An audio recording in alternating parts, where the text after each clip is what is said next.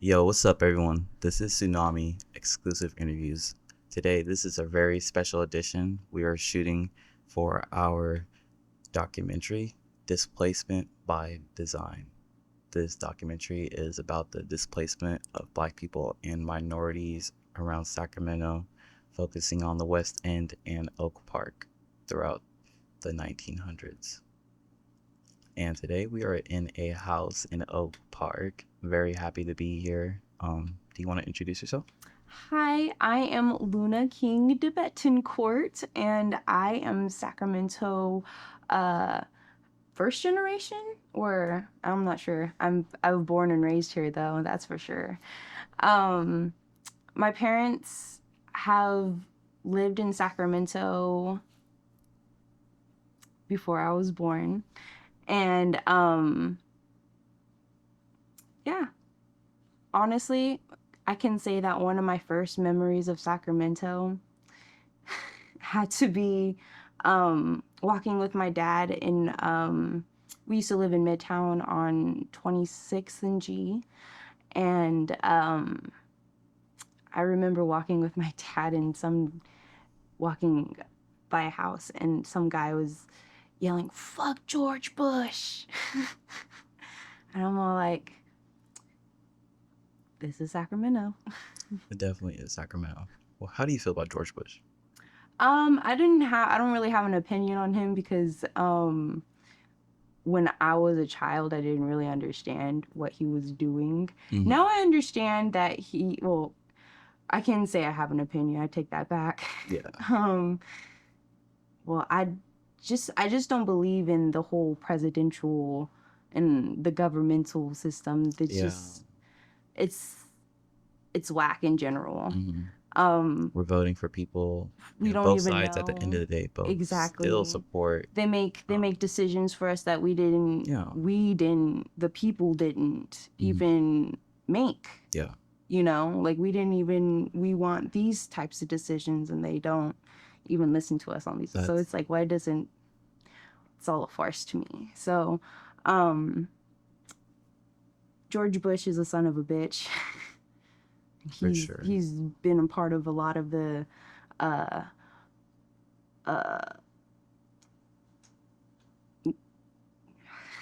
sorry. I get a little bit nervous when I'm like on camera and stuff. Fine. George Bush is a son of a bitch, and he's been a part of a lot of like the undercover ops and stuff like that. Oh yeah. You know, all that stuff. So that's my opinion on George Bush. But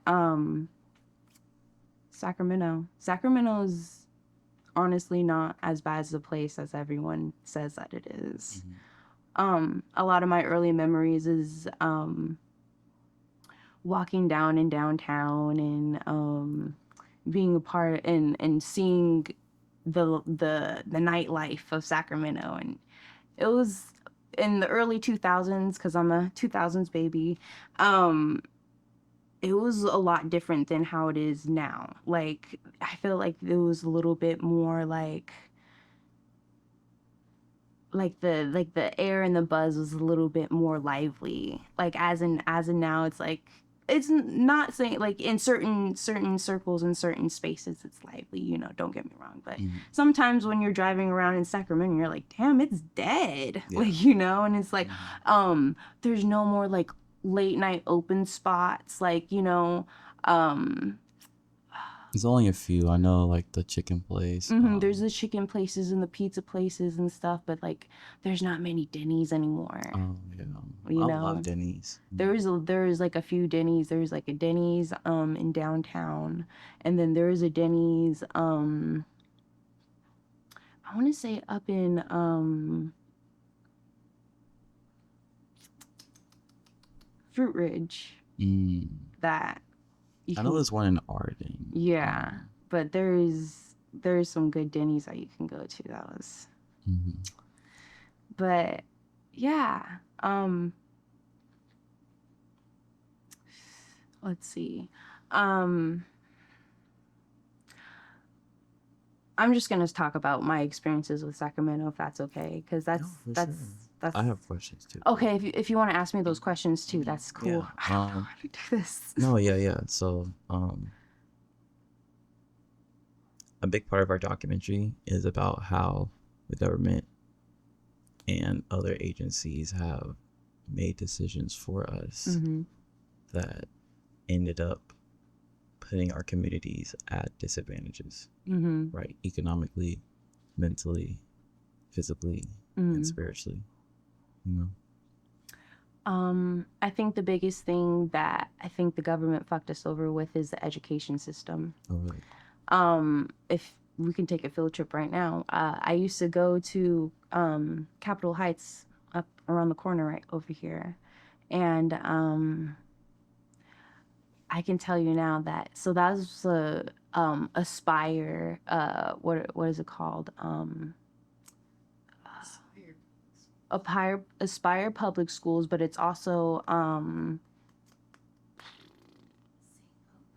thank you. It's also St. Hope Academy organization. Yeah. And so I think it's always, and if you even look back in history, it's always been a problem where religion and education, when that mixes, it's always about control. And the one thing I can always remember, because Capitol Heights was my first ever elementary school, so it was my only elementary school, to be honest with you. I was the first sect of kindergartners that were applied at that school at the time before they switched it out. I think it used to be from first grade to 8th grade, and then down the years it changed to only 1st to 5th grade. So I was the first sect of kindergartners there. Went from kindergarten to 5th grade. Sorry. So from what I can remember in that school in particular, they drilled college into us. It was college walk, college talk, college for certain. We had our teachers were representing the schools and stuff like that, and I was identified as the class of 2020. That's the year I would have graduated college if I immediately went to college after high school. I graduated 2018, so then if I immediately went to college, I'd have graduated 2020 in a 4-year university. Spoiler alert, I did not go to college after high school, and I did not graduate college at all. So that being said, that drilling, I like to call it brainwashing, because they really tried to brainwash us into trying to be this certain type of, we had assertiveness, cooperation, what was it? It was 5. It was cooperation, assertiveness, responsibility, just all these like little like things that you have to do to like mold you into this perfect human being. We had to do the Pledge of Allegiance every single morning and stuff like that. And we had to detention when you didn't turn in homework, and then you had to sounds real old school. Very old school, like very old school, and very very wrong for children, like especially little first graders and second graders who don't even understand the concept of anything. Like I remember being in kindergarten and having to do a test like the first week of school, right? A test the first week of school. And I remember like That's looking crazy. at people's answers. Being in kindergarten, having to do a test? Yeah, I was looking at people's tests because I didn't understand the concept of cheating. Yeah. You know, like I didn't understand how, like, what that even was. I thought we were just doing a group assignment. And then later, like immediately after, my teacher was all like, you're not supposed to be looking at other people's answers, and like not really explaining why I'm not supposed to be looking at people's Yeah. answers. Instead, that's cheating, That you doesn't really know? help, just telling And you it's just like you're not supposed to, you know. exactly, it doesn't help. It doesn't explain why it's not okay to look at other people's answers, and what exactly we're doing right now. Why do you think Saint Hope has that philosophy? A big part of our documentary focuses on like the impact, positives and negatives of Saint Hope.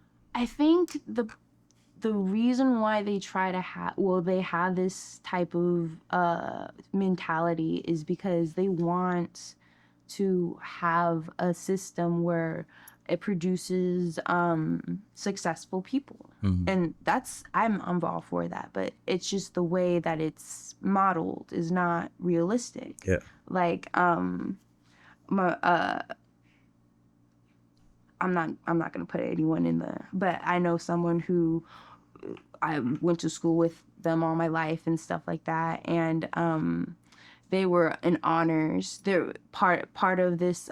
They went to Sac High, which is St. Hope's as well, and they went to Davis immediately after after college, but they dropped out. Mm-hmm. And they had children, and then just yesterday she graduated from her own college in honors, like, but that wasn't part of the 4-year program, that wasn't part of the 4-year plan. It's been like over 8 years over 10 years since we've been in school. Yeah. So that kind of mentality just doesn't work in real life. A lot of times, realistically, that doesn't work when it comes with our environments too. Like, we have all these expectations put on us that can't always be executed. That can't always be done because we have our own.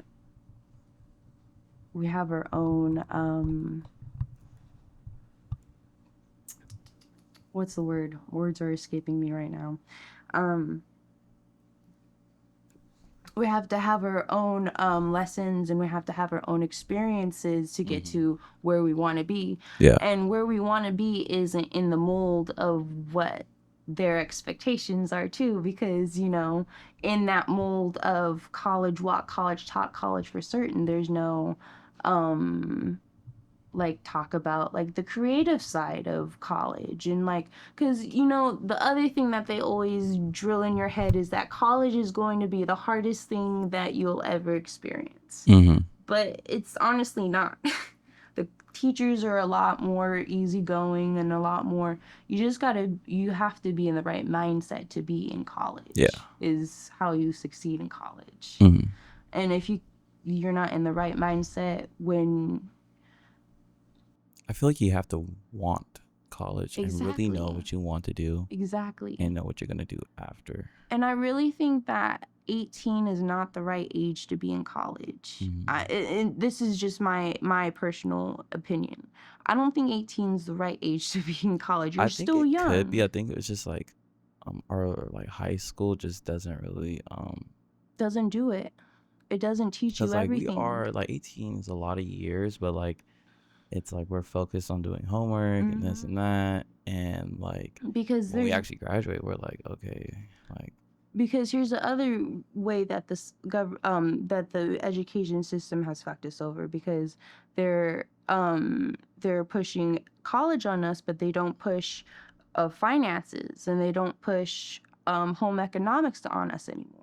In sex education, we need this kind of stuff because this is the real tools that we need to be in the real world. We need home economics, how to cook, how to do your finances, how to buy cars, and how to read the market right. I'm not ashamed to say that I don't really know how to read the market and know all the financial ins and outs of things that I'm supposed to know. And I feel like that is that is a me thing as well. It's But that like a lot can of us be don't know how our own country exactly, works, but you know? that can be taught in high school, Hmm. a part of the education system Yeah. where we're educated, you know? Hmm. And I feel like that's a huge setback because it's like a distraction. They're teaching us history about whatever and math and how to do math equations in every single different way Hmm. and science that that we kind of need but not really need. I And think that school was more or less meant to teach us how to be good workers, but exactly. not how to be good or just how to live. Exactly. I Like 1,000% agree with you. we The system was made to train us how to be good workers and not how to be us and how to be. Because a lot of us are creatives, and school and the education system does not teach us really how to be creatives no, and how no. to survive as creatives in this One or two world. extracurricular classes is not enough, Mm-hmm. honestly. Mm-hmm. Or if you do want the better opportunities, you have to go to like private schools or like charter schools and things like that, which not Mm-hmm. everyone may have the opportunity to, Exactly. And even those programs are back funded and they don't have a lot of Oh yeah, fundings yeah. and they don't have a lot of programs for those. They just Yeah. have the surface level of things where there's like more opportunities out there and more knowledge. Like, Mhm. you know, if they taught you how to do this film in high school and Oh, never. No, you no. know, They want to teach you. if they taught you how, like, I mean, that's college. And then, but going back to the college, I think that 18-year-olds shouldn't go to like universities, but they should definitely go to community colleges. Community colleges is honestly where it's at. They really give you what you need. Like they have the classes that you want, and they have um you can schedule it to your liking and stuff. You gotta have a plan. Maybe I didn't, so I just kind of whatever. But Yeah, community college was really cool for me. I think a lot of the issues would just be solved if college was cheaper or free. exactly. And that's another Free setup. education. That's another setup. It's like education. You have to The pay fact that we're for it. paying for education is pretty crazy. Because knowledge is power. Exactly. And knowledge is something that you can't take away from people. So you have to pay for it to get it. And that's how they capitalize on something that's supposed to be free. It's really sad. And that's another thing about the government that I can't really, about Sacramento as well. Like, it's like, things that are supposed to be pure has turned into a hustle. If you understand what I'm trying to say. Like and it's no shade to anyone. I totally understand it, and it's respect. We, in this economy, in this day and age, we have to hustle. But it just takes away from the genuinity of the craft of what you're creating. You're putting your energy into making money and not the energy of having fun and creating Yeah, because I it. love doing this, but sometimes I feel like I have to charge. But like sometimes I do it for free. I'm like, oh my gosh, like what is this? Like Exactly. And we're in this like weird balance where it's like how, like you said, I like feel how like if you don't love what you're doing, you have no problem like charging. If you're just doing photography or whatever for money, you'd be like, okay, like whatever. But like if you're actually loving what you're doing, it's gonna kind of hurt to like charge because you're like, I just want to do this. exactly. You feel me? And like also, you don't know what the other person's financial situation is, so you're just like, you don't want to say no just because someone else's financial situation doesn't allow it. Exactly. No, that's exactly it too. I mean, I've that's been in that exactly it. situation so many times as a photographer, videographer, because I just love to like. I started it off as a hobby. I was just doing it for like for fun. People are like, yo, do this photo shoot for me. I was like, yeah, for sure. And then people are like, yo, you need to start charging. Like, you need to do this seriously. I was like, really? Like, I don't think I'm good enough to charge it. Like, yo, yeah. And like that's like people like I only reason I started as a business was because everybody else was telling me to do so. So it's pretty interesting. It's also about marketing yourself, and unfortunately that's the game we have to play when we're in this type of society, is that we have to market our what we love into a business and stuff. And but I don't think that's a complete negative thing, because making money off what you love is something that a lot of people dream of doing. And I'm sorry if my tone is kind of making the only it like way I'm not trying to make it a negative, because that I was really looking at that as like a really interesting psychology thing that we have to think about. Like, instead of like making it, oh, this is a hustle, we have to market ourselves into this is our business, and we're making what we love into a LLC. business. And trying to see how much we can create from what we love. Like, I feel that's a different energy from making it into a hustle, know. I think that's also fueled by like we are in a creative field era right now, with like social media and like the worldwide interwebs, and like how stuff can, like, someone could post a video on China and you could see it instantly, like that's still something that people like don't realize how crazy it is. Like you can have instant communication with anyone who has internet in the world. You realize like that's something that's only been a thing for the past like 100 years maybe. No, yes, I love hardly one of the things I love about the government is how they is social media, because I have gotten so much inspiration. Like the other day, I'm looking and there's this girl and she has this bomb ass outfit. It was so dope, and I was just like, damn, I would have never seen this outfit. Maybe I would have seen this outfit somewhere else, but I would have never seen this outfit and been so inspired because of how she did it. She said, like, how she was like, normal people would wear it like this, but how I wear it is like this. And it was like different. And I was like, man, this is like a cool, and I got inspired for a story or a character that I have and stuff. Like, this is such a cool idea. And I'm like, if I never seen that, I would have never gotten inspired. And now someone else's inspiration. And it's just such a beautiful cycle of creativity. And I really truly believe that most of us are beings that were meant to create and not to work. And and it's just this beautiful struggle that we always live in, I guess. And that's Sacramento as well. So let's talk about a little bit about the documentary. We were talking about like minorities and stuff. So would you consider yourself a minority in Sacramento? I would love to consider myself a minority of Sacramento. I am a mixed race. I'm Black and Mexican, and there's communities here that are Black and Mexican, but it's different when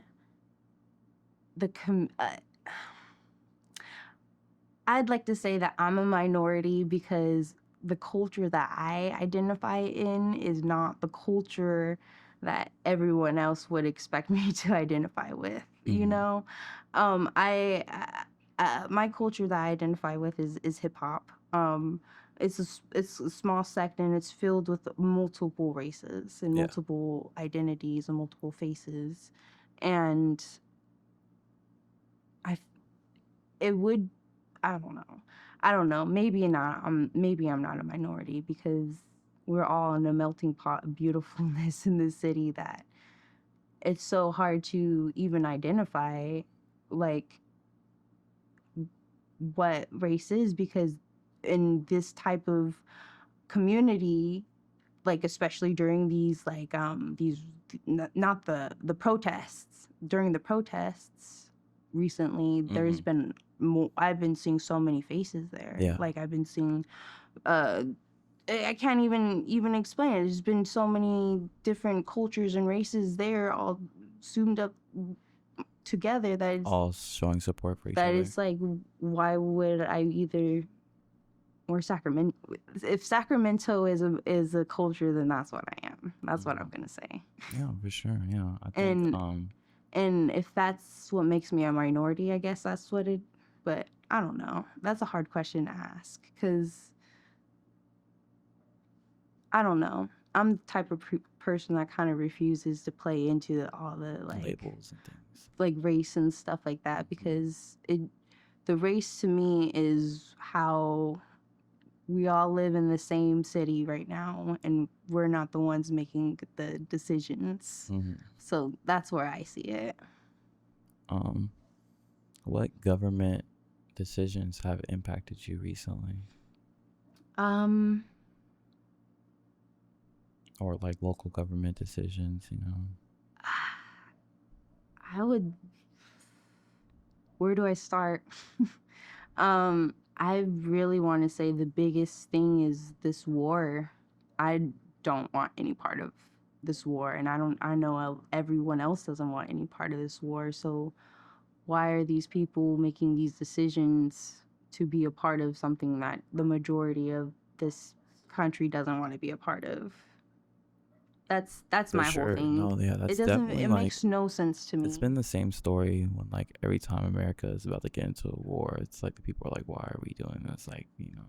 And through the, if looking back on history, it's all been for some underlining money, Economic reasons.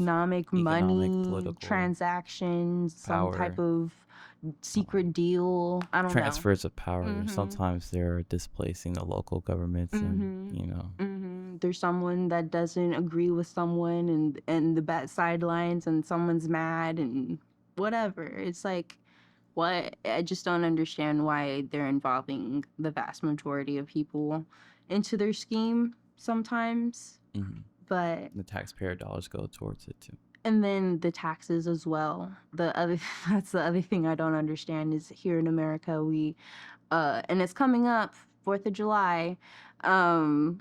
We have this whole day that represents freedom, and how we basically abolished taxes from the British.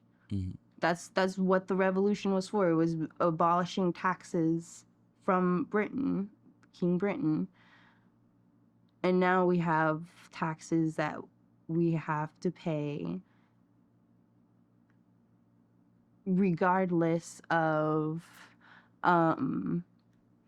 we have to pay from our paycheck, out of our paychecks, and then we also have to pay when we get groceries, and then we also have to pay during tax season, and then we might get a retirement, and then the retirement actually extended now, so we might not get a retirement. So that's just a whole crapshoot as well. So the other thing that I feel like the government has affected me in would probably be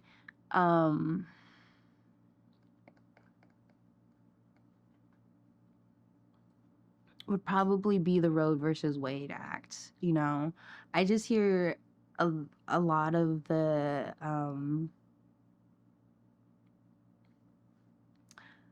obviously a lot of the pushback is against my fellow women, but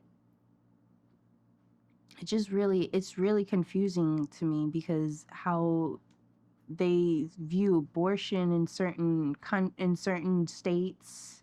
I just don't understand how they view abortion. Like,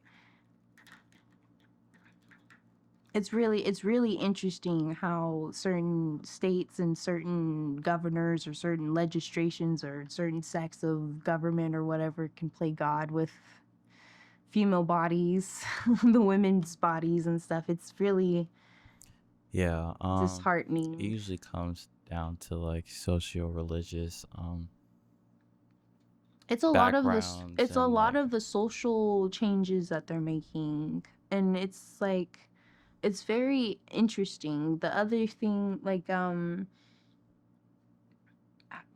and then the underlining thing about what the government is doing that I just think is really whack is that they like to like put out different distractions to distract us from what's going on, what they're actually trying, the laws are trying to pass, like the whole P Diddy thing, that's a distraction.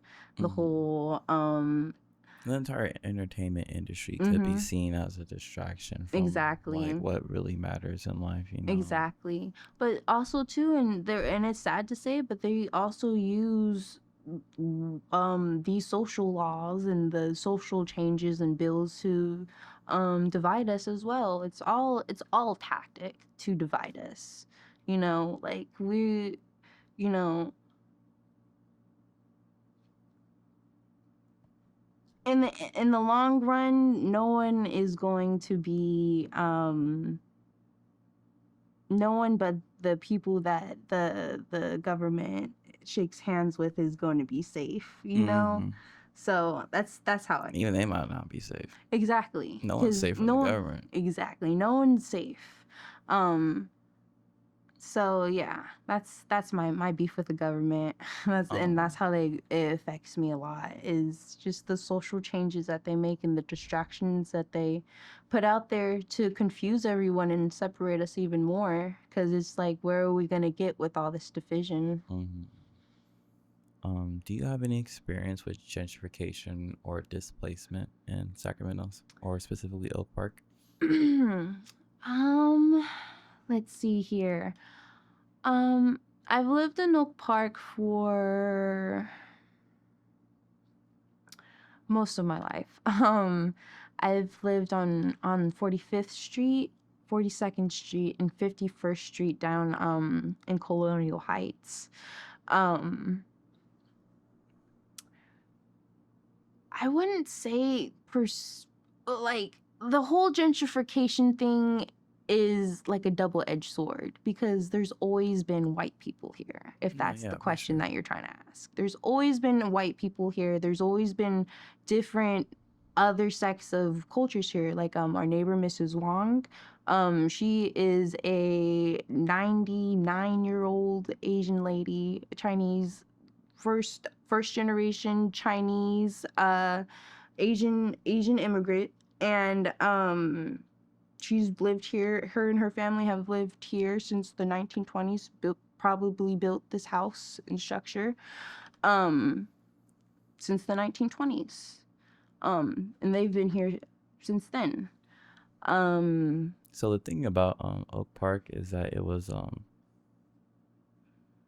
a place for minorities, but not minorities doesn't just mean black or like Mexican. So there were other white adjacent minorities. So mhm, Italian, Germans, yeah. um, Asians would be included. Essentially, if you weren't a Protestant English person, you were considered like a minority. Mhm, And so Oak Park originally was mostly had mostly like you're correct, was mostly white people from the 18s until like the 40s, until like there's like a white flight and other mhm. things. But yeah. The gentrification started when this little plaza on Broadway kind of Mm. started being created. Like, and as in 40 gentrification, yeah, acres. 40 acres. Yeah. And as in St. Hope. gentrification, I just want to say it just brought a lot more people in, Yeah. and a lot more That's why people to move in. there's a when you say double-edged sword, there's positives and negatives That's too. exactly it. That's exactly it. It's moved a lot of people in. But for me, in my opinion at least, the businesses that pop up, some of them, the reason why it may have not been so successful is because of the gentrification aspect. Yeah. Because we have to take the who lives in Oak Park for one. Not everyone's going to want to have like a bunch of restaurants here in like this sect, like a bunch of them. Like, people would want a bar, which we have. We have like 2 bars here and like 2 restaurants, I think. Mm-hmm. And we have some clothing stores, and then we have a gift shop, and then we Mhm. got some crystal stores, you know. Yeah. And I think that's why it's good as it is right now, because it's like that's in my opinion, at least. This is all my opinion. It's not like fact. But in my opinion, I feel like that's a little bit how the feel in Oak Park is now. It's like we're chill. We've got a lot of music festivals out on 40 acres, like, oh, not festivals, but we've got a lot of like music It's music events in general. music events and like concerts that they throw but and it brings a lot of people out, and I think that's the gentrification aspect. But I do remember like I remember when all of this was the 40 acres was just like the old shells of like the nightclubs and stuff like that, and the where Strappings was, I think that was just like a brick building. Yeah. Like I don't even remember if there is anything there, to be honest with you. Yeah. So A lot of businesses had to close down. mhm. You know, when property value had started to raise, or like they weren't able to get like loans and such. You know. Even so, and then in the Colonial Heights on Stockton Boulevard, I want to say it. Yeah, Stockton, like down Stockton Boulevard. Um, there's like a bunch of businesses that were closed down as well. Um, and it's like it's so funny just go like always driving back there, because like that's down Stockton Boulevard. There's like the DDs and the all the department stores that, you know, we used to go to back then, that we still frequent.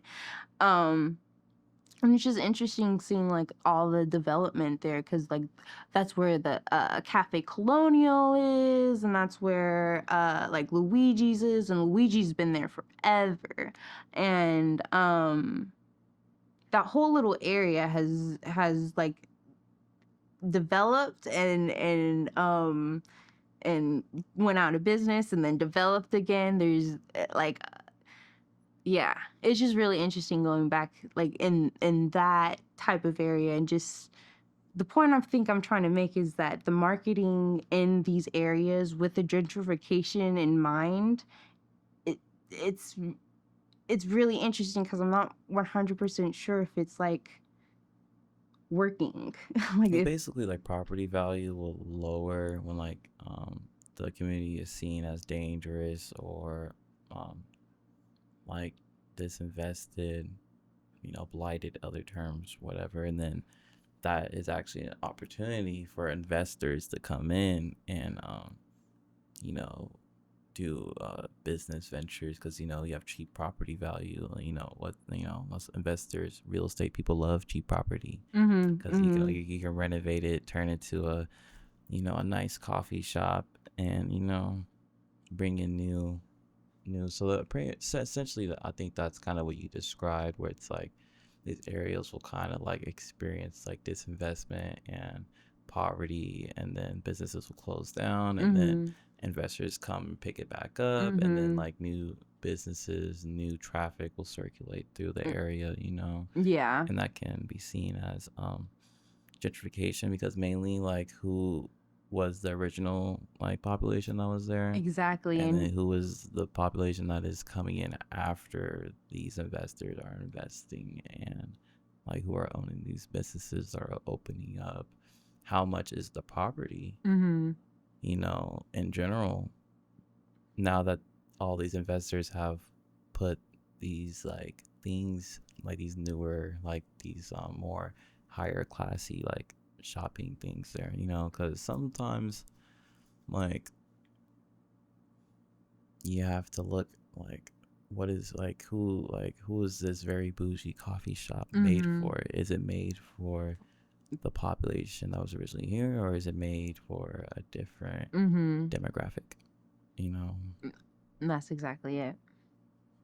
I've learned a lot writing the documentary. It's interesting. I'm like, oh my gosh, I feel like an expert now. But yeah, William Berg, a local historian, had gave me some insight on a lot of these subjects, so he's a really great guy. What is your experience with St. Hope and St. Hope? Did you go to St. Hope High School? I did not go to Sac High.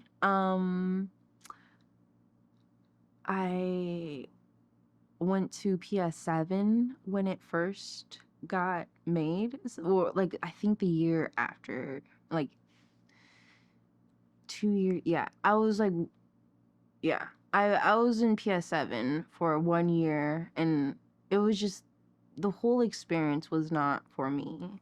I was a very soft child.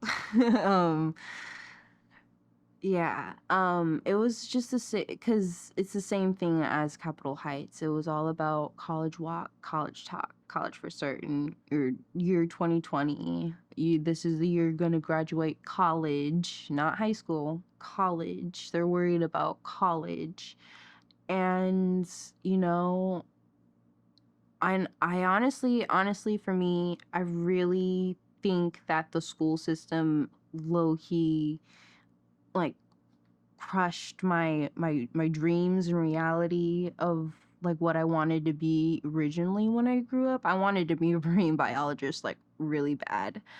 And all the grading and all the like different, like especially the grading system and the lack of help that was offered. They like to model themselves as, oh, your kids will excel in our courses and our guidance and stuff, but it's like I just remember not really getting the help that I needed and Yeah. deserved, and maybe that's just a universal experience for people like me who is not the best in math and had to learn how to do math for themselves, and because no one else can really teach them how to do it.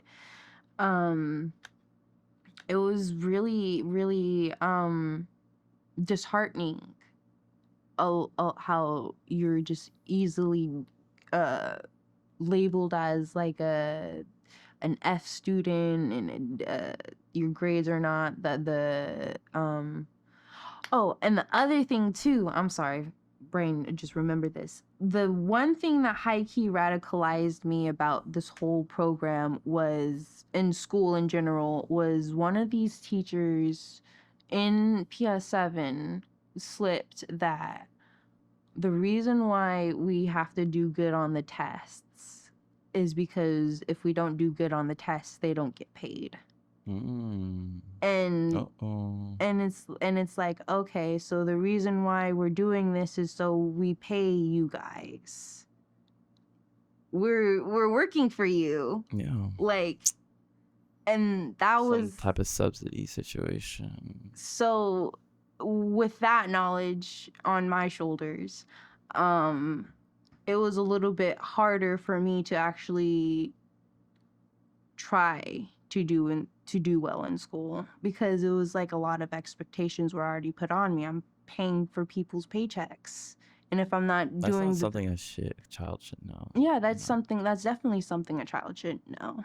You have Yeah. St. Hope needs to train their get their people who are teachers a little bit, like, I don't know, because a lot of the teachers that come out of St. Hope are undergrads. They are like barely have taught a class before they started. That's at least was it in PS7. Like, I just remember having a really bad experience with one of the teachers, like singling me out, and like, and then singling everyone out, and then having a whole outburst saying, I don't like kids, that's why I'm teaching in middle school. So it's like that kind of stuff, like, what are you doing here? Yeah. So that was St. Hope. St. Hope is really just driven, it just, for me, in my nutshell, it was just driven by money. So and because I figured if you graduate from college as well, then that goes back to them, and then they get more money from the graduate people who graduate from college, maybe a little bit It's a whole more lot of commission. than normal. And then yeah, it's just all a money racket, and that's what they see us as the students, children. That's what they see children as.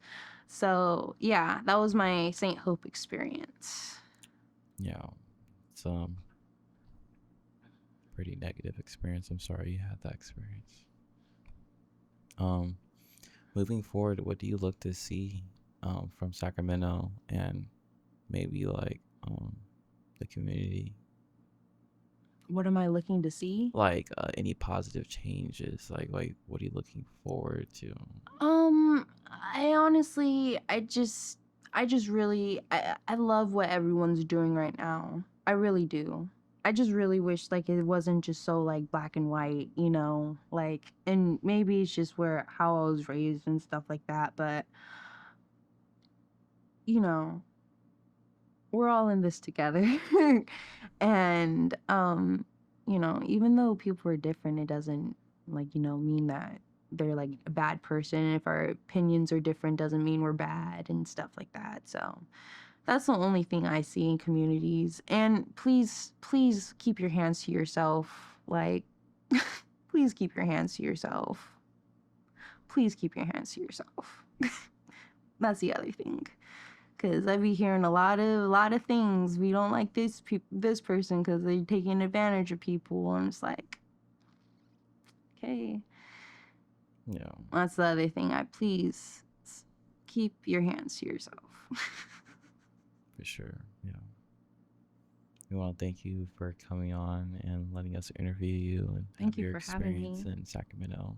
Thank you for having me. You want to introduce yourself one more time for the viewers?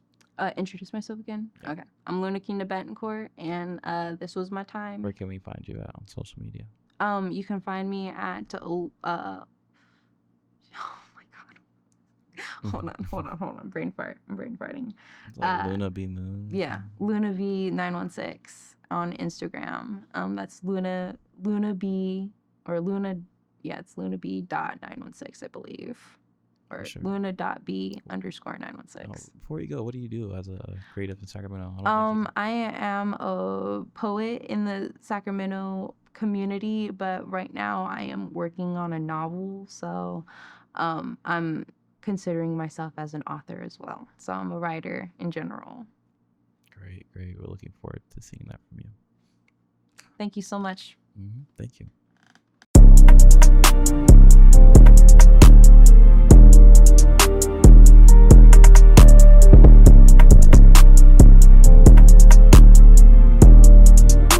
Good job, Jabari.